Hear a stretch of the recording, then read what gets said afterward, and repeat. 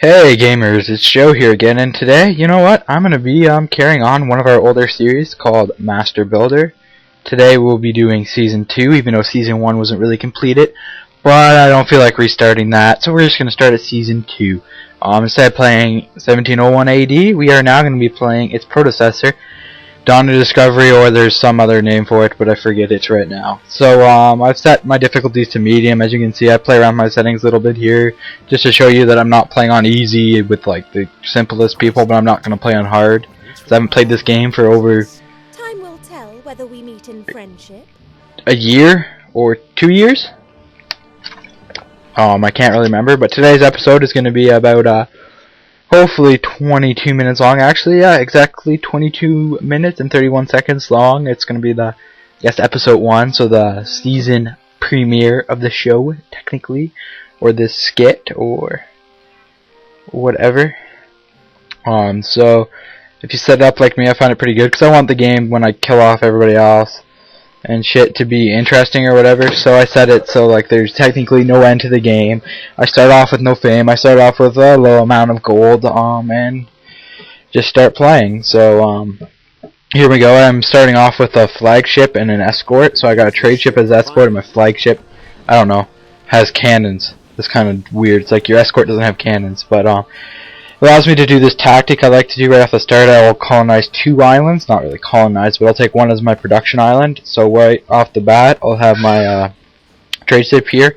I'll buy tools and wood from the free trader, and I'll go find an island that would be good to produce goods on to ship to my main island. That way, my main island I can just fill with frickin' citizens and all that shit. So, off to the markets we go, I guess. This is the part of the game where it's your first like step in the strategy making. This is fast forwarded here a bit, so yeah, the guy's voice and shit might be a little off. But it's finding your island. What you'll want to look at is like right up in the middle of the screen will appear, and it will appear with like different pictures, and then if you click on it, it will drop down and will show you what type of ores on that island and how many. So for your main island, you don't really gotta worry about like what you're gonna produce, except right off the bat, you want to be able to produce the apple cider, because you are going to be producing that on the island until you can get your offshore productions up. So I picked this island. You can produce hemp and apple cider there. I wasn't sure if I was going to pick this island right away, so I just sat my boat there, and that way I can colonize it if I had to, if someone else was going to take it, because it's a pretty fair sized island. It's open, so I'll be able to build houses a little bit more or whatever. And with my other ship, I'm looking for either another good island to make my main colony or not. So here I choose this island. So right off the bat, what you want to do is you want to build your woodcutters so you have wood to make your houses and everything else. That way you don't have to buy it again. The layout of this game, we'll go into that a little bit more in the future, but for now it's fairly simple. Just put up your freaking woodcutter houses. Make sure like that little or around them doesn't like overlap each other. That way they're going to produce that full product making, manufacturation. Also, so here I go, I'm going to lay out my town kind of here. You need a village center, and you have to build your houses in there, or else your citizens get pissed off. I lay it out in a grid formation, so I'll lay this row, and I'll plant all my houses in it. I'll build all my houses. You don't really plant houses, you don't drop seeds and they appear. But so I'll do this, putting all my houses in, and then I'll make them like 2 houses wide and as many long as I can fit. So yeah, make sure your roads are straight so you can optimize how many houses you can build, and just go to building. So the game is fair. It's a really fun game, but it's time consuming because it just ends up to be really time consuming. So it will spend a lot of your time. So if you got a good Saturday afternoon or something, sit down, play the game. Well, everybody's gonna have a different play style with this game, but this is just the way I found little tips and tricks that I've found from playing it, and consider myself to be pretty darn good at the game. So yeah, I can build a civilization fairly quick. Maybe not the quickest because I haven't played in a while, but I'm pretty good at it. I just got that tight. I don't know, my mind's kind of like I strategize a lot. and I'll optimize my strategies. I'll fool around, and everything. And don't worry if like the AI are gonna surpass you, because they're gonna surpass you right off the bat just because they're programmed to do whatever. And it's I don't know, for some reason they'll surpass, but when you get up into the higher levels, you'll be set better off to handle the stuff than they will. That's just the way you got to think of it. And you'll be able to defeat them whenever you go to war with them, and you'll just have the more thriving, cool, awesome looking civilization than they will. So we're gonna do as many episodes as it takes of this one till we get oh wait, right here I am laying out my apple cider plants, and what I do is my first one I'll get all 4 in, my next one I'll only get 3 in. I'm trying to re-optimize this because I know there's a cool way, but it takes less space if I do it this way, because they'll be connected. You'll see when I start laying them down more and more. But like I lay them so they're they're horizontal, not vertical, and you lay 2, 2. So you like put, as you can see there, you got the 2 next to the road, and then you got the 1 behind and a couple more, and then the next one you only got 3 in. I know there's a way to do 4. I'm just not sure about it. I think I have to put 5 in the first one, and that will let me put 4 in the next or something like that. It's weird. I gotta keep playing with it until I get that optimized, but I know there's a way. So if you want to, go ahead and play this. If you haven't heard of this game is awesome. You just build a civilization and rule your people fairly, like you're colonizing technically. And the other ones you're colonizing for the king or the queen. This one you're colonizing for an emperor, which makes no sense because your buildings are not like Japanese buildings or something. They're frickin' English or whatever. And save often. Just save, because you never know when you're going to screw up or a disaster's going to hit that you just want to load out of.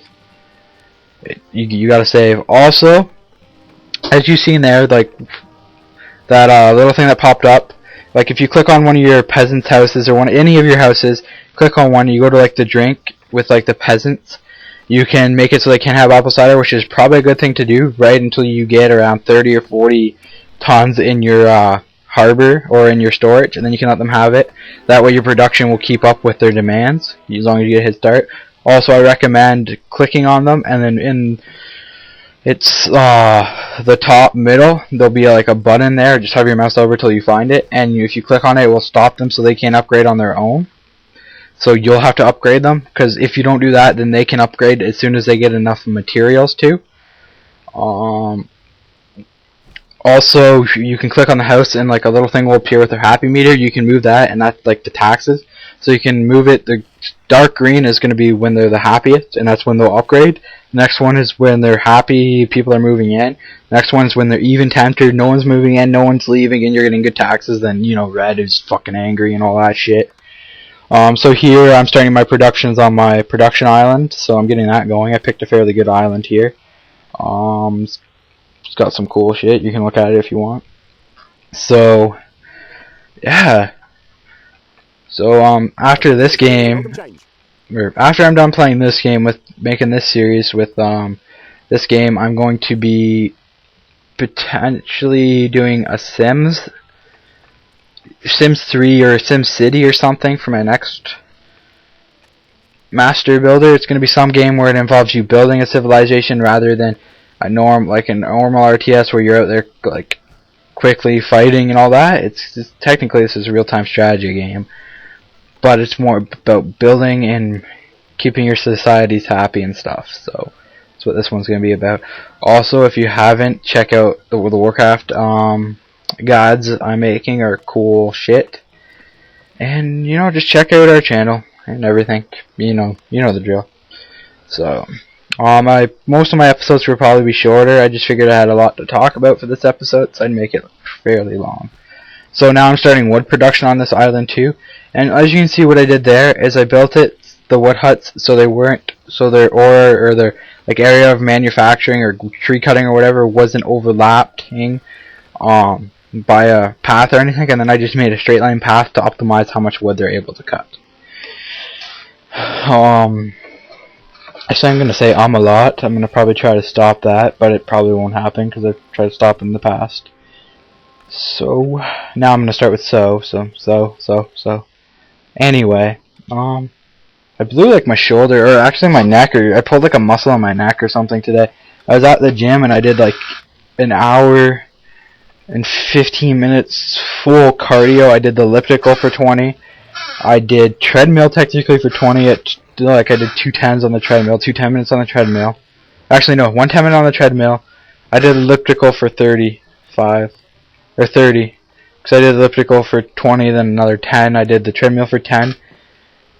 I did the bike for 35 minutes or something like that. And like I didn't do weights or anything, so I got like in my vehicle. Oh, this is the same clip, double clip in this one. I guess I didn't notice that when I put the video together, but I just noticed it now. And I'm probably not going to re-edit it because I've already deleted the clips. So you get to see the same thing twice, I guess.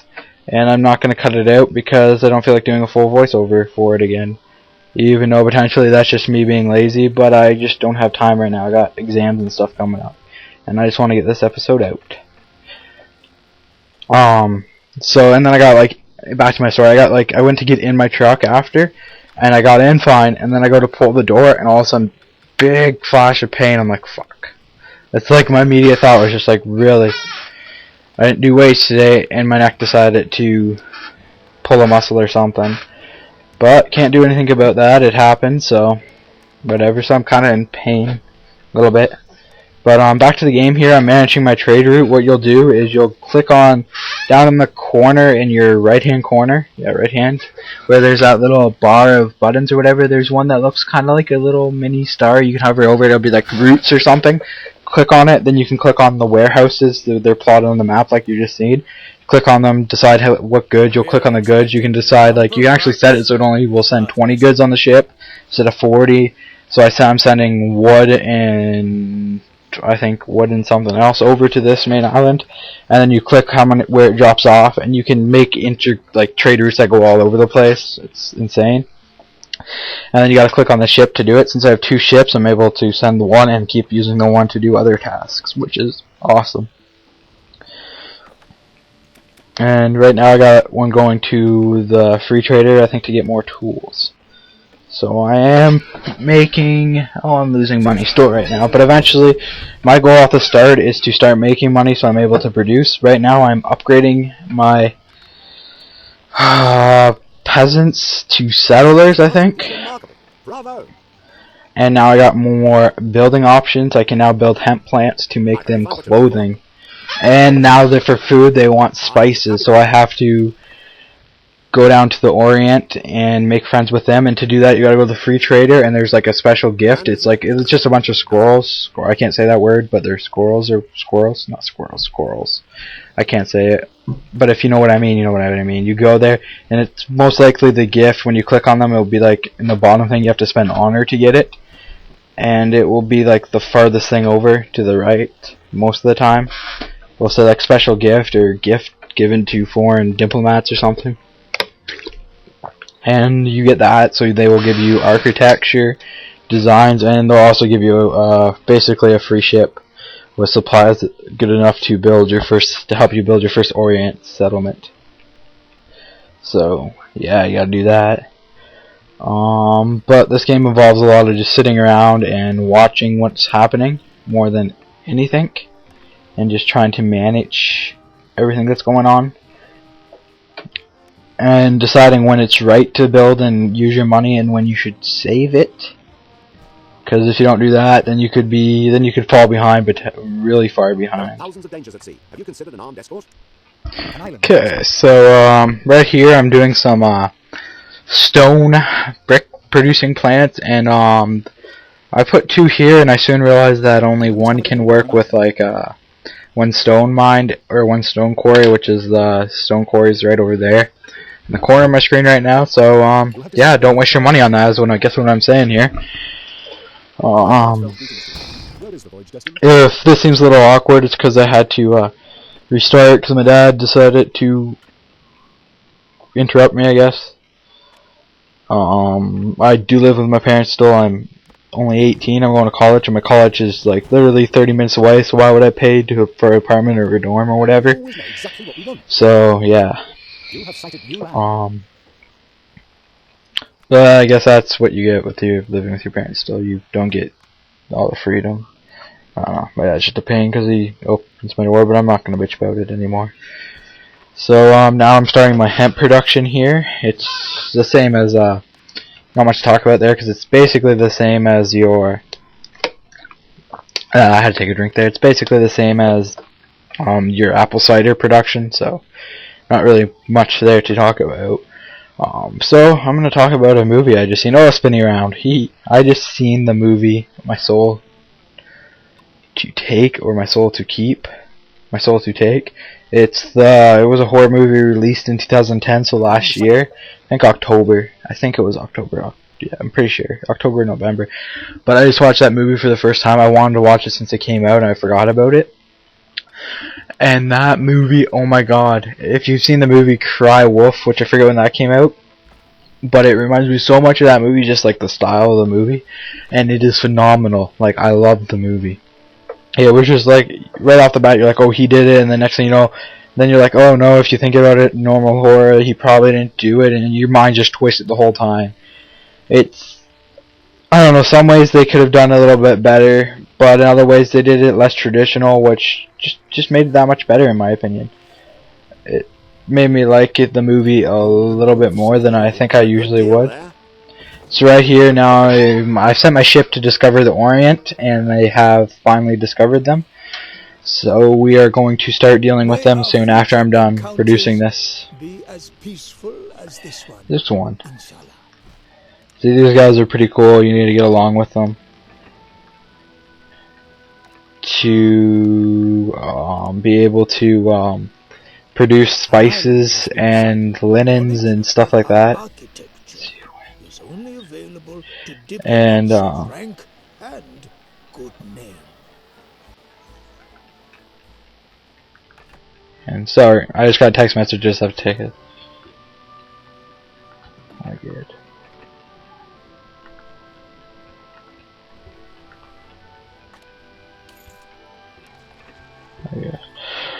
So back to talking about, you have to trade in the gift that you got from your free trader to him to get him to pretend like you, I guess, and show that your interests are good. People are starting to talk about you. And now you're able to produce an island. I had this island picked out from like the corner of my eye the whole time from when I discovered it. And as soon as I put my building down on it, I realized that some other guy had taken the island. But I'm like, I could have withdrawn and developed another island. But I'm like, you know what? I love this island. So you'll see the tactic for dealing with them is to build your gathering posts or your trading posts or your markets or whatever. That way he can't build. You kind of cut him off and claim that as your territory. And he'll do the same to you though. So you gotta play it smart there and build a couple of them right off the bat. And here I'm realizing it's time to up my population, so I start building more houses pretty soon. So yeah, there's not much to talk about right here. But thanks to you, so we can finally enjoy a Sunday roast. Here we go. They can destroy a Sunday roast. I never stopped them. But okay.